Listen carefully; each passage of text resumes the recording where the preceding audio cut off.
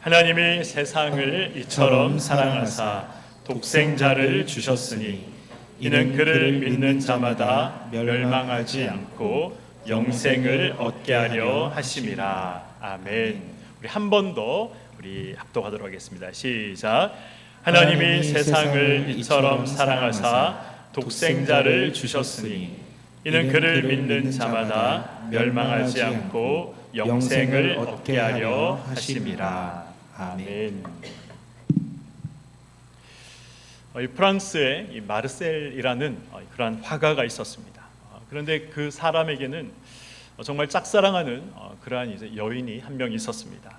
어떻게 하면 이 짝사랑하는 여인에게 자신의 사랑을 그 여인을 향한 그 큰 사랑의 마음을 전할 수 있을까, 표현할 수 있을까 고민을 하다가 이제 사랑의 편지를 쓰기로 그렇게 이제 결심을 하게 됩니다. 그리고 이제 그 사람이 쓴 이 연애 편지가 지금 세상에서 가장 긴 연애 편지다.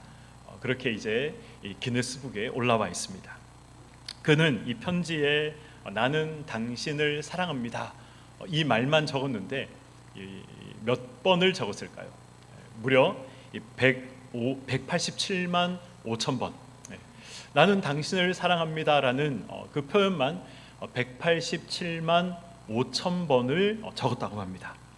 이 편지를 쓴 해가 1875년이었는데 곱하기 1000을 해서 그래서 이제 187만 5천 번 그렇게 적었다고 합니다. 나는 당신을 사랑합니다라는 말을 종이 한 장에 아주 작은 글씨로 빡빡하게 채워서 한 1000번을 쓸 수 있다고 가정을 하면 이 A4지가 1875장이 되는 것이죠. 1875장. 정말 대단한 그런 정성이 아닙니까? 그런데 이 편지를 자신이 직접 쓴 것이 아니라 대피를 했다고 합니다. 사람을 고용해서 돈을 주고 대피를 한 거죠. 그런데 이제 더 충격적인 사실은 마치 사랑하는 여인에게 고백을 하듯이 화가가 187만 5천 번을 나는 당신을 사랑합니다 라고 그렇게 말을 했다는 겁니다. 나는 당신을 사랑합니다 말을 하면 대피라는 사람이 받아 적은 거죠. 그래서 이 187만 5천 번을 이 화가가 입술로 고백을 한 것입니다. 그런데 이 대필한 사람도 이 187만 5천 번을 적으면서 어떻게 했느냐 하면 당신도 나는 당신을 사랑합니다 라고 이 목소리 내면서 이 글을 적어라. 이 계약 조건에 그게 들어있었다고 합니다. 그래서 이 화가도 187만 5천 번 나는 당신을 사랑합니다 이 말을 한 것이고, 대필한 사람도 그 사람도 입술로 187만 5천 번 그렇게 이야기를 한 것이고, 또 187만 5천 번 손으로 쓴 것이죠. 다 합쳐 보니까 얼마나 되느냐? 187만 5천 번을 두 사람이 이제 입술로 고백을 하고, 또 대필한 사람이 187만 5천 번을 이 적은 거기 때문에 다 합쳐 보니까 이 562만 5천 번을 나는 당신을 사랑합니다라고 입술과 그리고 글로 고백을 한 것이죠. 사랑한다는 이 말을 500만 번 이상 그렇게 들어보신 적 있으십니까? 없으시죠? 네. 만약에 사랑한다는 말을 500만 번 들어보신다면 우리 교회 성도님들은 어떤 느낌이 드시겠습니까? 500만 번은 고사하고 하루에 5번만 들어도 지금 남편이랑 아내랑 관계가 이렇진 않을 텐데 뭐 이렇게 생각하는 분들도 계시리라 생각을 합니다. 40년 동안 하루에 3번씩 사랑한다 그렇게 말을 해도 다 5만 번 정도 이렇게 계산이 되더라고요. 제가 계산을 해보니까. 그런데 500만 번 이상을 말한다는 것 정말 대단한 것이죠. 우리 교회 성도님들은 언제 하나님의 사랑을 느끼십니까? 우리의 기도가 응답될 때, 하는 일마다 모두 잘 될 때, 그리고 또 넉넉할 때, 이 곤핍할 때보다는 넉넉할 때, 그럴 때 우리는 하나님의 사랑을 우리는 더 잘 느끼는 것이죠. 그런데 저는 만약에 하는 일마다 잘 되고 기도하는 것이 다 응답될 때, 그럴 때만 하나님의 사랑을 우리가 느낀다면 저는 솔직히 섭섭한 마음이 들 때가 있을 것 같습니다. 왜냐하면 형통하지 못하고 또 이 넉넉하지 못하면 하나님이 우리를 사랑하지 않는가라는 그러한 생각들이 들 때가 있기 때문에 그렇습니다. 그러나 오늘 본문에서 하나님께서 이 세상을 이처럼 사랑하사라고 말씀하신 그때는 하나님께서 우리에게 넉넉한 일용할 양식을 주셨을 때도 아니고, 우리의 기도가 응답받았을 그때도 아니고, 형통할 때도 아니죠. 바로 독생자 예수 그리스도를 주셨을 그때에 하나님이 세상을 이처럼 사랑하셨다라고 말씀하고 계신 것입니다. 하나님이 우리를 이처럼 사랑하사라고 이 말씀하셨을 때는 우리에게 차고 넘치는 어떤 물질이 주어졌거나 건강을 하나님께서 주신 그때가 아니라는 것이죠. 바로 예수 그리스도를 우리에게 주신 그때가 하나님께서 세상을 사랑하신 때였다라고 말씀하고 있습니다. 사랑하는 성도 여러분, 여러분들은 성탄절이 기쁘십니까? 우리 주일학교 학생들이 있는데 우리 성탄절이 기쁘니 너희들은? 기쁘다고 끄덕이는데 감사합니다. 네. 하나님께서 독생자를 보내주신 그 사실, 이 사실이 여러분들은 기쁘십니까? 죄송하지만 저는 설교를 준비하면서 그리고 또 성탄절을 앞두고서 저는 이 사실이 마음속 깊이 왜 이렇게 기쁘지 않을까, 그런 마음이 들었습니다. 그것이 저의 성탄절을 앞두고 저의 고민이었고, 또 설교를 준비하는 저의 고민이었습니다. 그리고 또 설교를 준비하는 저의 출발점이었습니다.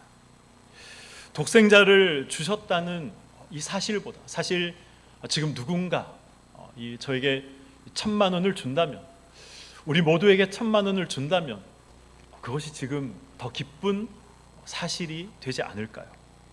더 많은 감동을 주지 않겠습니까? 예수보다 더 돈이 필요하죠. 예수보다 우리에게 어쩌면 건강이 더 필요합니다. 예수님이 오신 성탄절이 크게 기쁘거나 또 크게 감사하지 않은 이유는 나에게 예수보다 더 필요한 것들이 있기 때문에 그렇다는 것입니다. 예수님이 오셨다는 사실보다 더 중요한 것은 지금 당장 나의 고민과 나의 어려움들, 내가 직면한 이러한 문제들을 해결하는 것입니다. 하나님이 독생자를 주셨다, 하나님이 예수 그리스도를 보내주셨다는 그 말보다 지금 당장 나에게 더 필요한 것은 하나님이 나의 이 계획과 나의 뜻을 이루어 주시는 것, 하나님이 나의 사업을 형통하게 하시는 것, 하나님이 나의 자녀들의 삶을 이 순탄하게 인도해 주시는 것, 하나님이 사랑하는 내 가족들의 건강을 회복시켜 주시는 것, 이러한 것들이 우리는 더 절실해서, 그래서 이 성탄절의 기쁨을, 또 성탄절의 감격을 느낄 만한 그러한 여유가 우리의 마음 가운데 사라진 것은 아닌지 한번 돌아볼 필요가 있는 것이죠. 여러분들이 만약 생명을 앗아갈 수 있는 그러한 아주 위험한 그러한 병에 걸렸다고 한번 가정해 보시기 바랍니다. 내가 병에 걸린 사실을 알고 있든지 아니면 모르고 있든지 결과는 어떻습니까? 바뀌지 않죠. 내가 내일 당장 죽을 병에 지금 걸려 있지만 내가 그 병을 지금 알고 있든지 모르고 있든지 결과는 변함이 없습니다. 병에 걸린 사실을 몰라도, 병에 걸린 사실을 알아도 곧 죽는다는 사실은 변하지 않는 것이죠. 만약 내가 병에 걸렸다는 사실을 모른다면 이 성탄절에 내가 무슨 선물을 받는가, 이런 기대와 사실이 의미 있을 수 있겠지만, 만약 내가 병에 걸렸다는 이 사실을 알고 있다면, 그래서 내가 곧 죽을 것이다 라는 그러한 사실을 알고 있다면, 내가 성탄절에 어떤 선물을 받는다 하더라도 그것이 기쁨이 되고 즐거움이 될 수 있을까요? 그렇지 않을 것입니다. 아무 의미가 없습니다. 이 병에 걸렸다는 사실을 알지 못한다면 이 병의 완치라는 선물을 받았어도 또 그 선물은 한 벌 옷보다 못한 선물이 되는 것이죠. 그러나 병에 걸렸고 그 병의 심각성을 알고 있다면 금은보화보다 값진 것이 그 병의 완치인 것입니다. 하지만 의식하고 있었던, 또 의식하고 있지 않았던 이 병든 사람에게 이 최고의 선물은 무엇입니까? 병의 완치인 것이죠. 성경은 하나님의 세상을 이처럼 사랑하사 그래서 부자가 되게 하셨다, 그렇게 말씀하지 않습니다. 하나님의 세상을 이처럼 사랑하사 그래서 건강을 우리에게 허락해 주셨다, 그렇게도 말씀하고 있지 않습니다. 하나님의 세상을 이처럼 사랑하사 독생자를 주셨다, 그렇게 말씀하고 있는 것이죠. 그리고 그 이유를 이는 저를 믿는 자마다 멸망치 않고 영생을 얻게 하려 함이다 라고 성경은 우리에게 말씀하고 있습니다. 인간에게 가장 중요하고 심각한 문제가 바로 이 문제인 것이죠. 영원한 죽음이 아니라 영원한 생명을 주시기 위해서 하나님은 독생자를 주셨습니다. 이것이 바로 하나님의 사랑인 것이죠. 하나님께서 이 생명을 주시기 위해 예수 그리스도를 마리아의 몸에서 나오게 하신 것입니다. 하나님이 저주의 이 심판을 예수 그리스도가 받아 이 십자가에 달려 죽도록 하기 위해서 예수를 이 땅에 보내신 것입니다. 그런데 문제는 우리가 그 사랑에, 그 사실에 감동이 없다는 것입니다.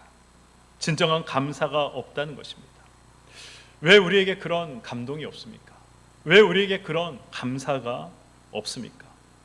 우리에게 주어진 현실의 문제가 더 크고 더 중요하고 더 복잡하다라고 그렇게 우리가 늘 생각하며 살아가고 있기 때문에 그렇습니다. 그럼에도 불구하고 우리가 알아듣든지 또 알아듣지 못하든지, 우리가 그것을 의식하든지 아니면 의식하지 못하든지, 하나님은 무엇을 말씀하고 계십니까? 내가 너를 사랑해서 독생자를 보내었다. 이것을 줄기차게 성경을 통해서 하나님께서 말씀하고 계신 것입니다. 하나님이 부자에게도 내가 너를 사랑해서 독생자를 주었다라고 말씀하고 계십니다. 하나님은 가난한 자에게도 내가 너를 사랑해서 독생자를 보내어 주었다라고 말씀하고 계십니다. 하나님은 이 나이가 들어서 기력이 쇠한 자들에게도 내가 너를 사랑해서 독생자를 보내어 주었다 말씀하고 계시고, 하나님은 청년들에게도 내가 너를 사랑해서 독생자를 보내어 주었다라고 말씀하십니다.